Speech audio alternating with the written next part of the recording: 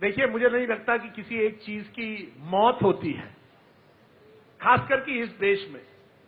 इस देश में अगर आप दिल्ली में बैठे, हमारे नजदीक है प्रधानमंत्री का रेजिडेंस, बड़े बड़े नेता यहीं रहते हैं, तो आपको लगेगा कि वो नेता ही देश की आवाज है।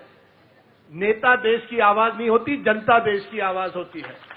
तो जो नेता बैठते हैं वो आपको कहेंगे लिबरलवाद खत्म हो गया और फैसिस्ट गवर्नमेंट आई है। लेकिन मैं समझता हूं कि कहीं ना कहीं जनता इसका जवाब देगी।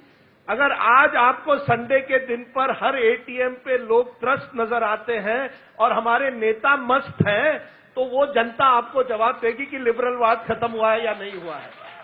ये आप जान लीजिए। ये हम लोग अपने एडिटोरियल पेज में या ये बातें करते हैं कि लिबरलवाद खत्म हुआ नहीं। 4 साल बाद अगर डेमोक्रेट्स अमेरिका में आते तो क्या कहेंगे? लिबरलवाद एक बार फिर आ गया। एक चुनाव में अरविंद केजरीवाल जीतते हैं तो आप कहते हैं एक नया चेहरा आया है, एक नई चेंज आई है। 2014 में नरेंद्र मोदी जीतते हैं, बड़ी बहुमत से जीतते हैं। 2015 में बिहार में बीजेपी को हार मिलती है। चुनाव से आप ये मत कहिए कि कुछ खत्म हुआ है या कुछ जग गया। लेकिन हां, मैं एक कहूंगा गौरव, इस देश में एक बदलाव आ रहा है। समाज बंट रहा है और समाज जैसे बंट रहा है उससे मतभेद नहीं, दुश्मनी बढ़ रही है। हमें आपकी बात अच्छी नहीं लगी, आप देशद्रोह बन गए। ये क्या बात है? देशभक्ति का किसने ठेका लिया है? कौन होते हैं? नहीं, ये सबसे बड़ी बात है। इसमें लिबरलिज्म मत जोड़िए।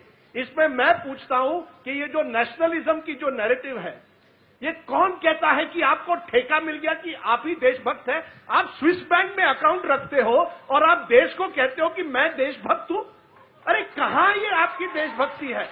आप पहले पारंपरिक अपनी पब्लिक लाइफ में रहिए, फिर हमें देशभक्ति की सबक सिखाइए।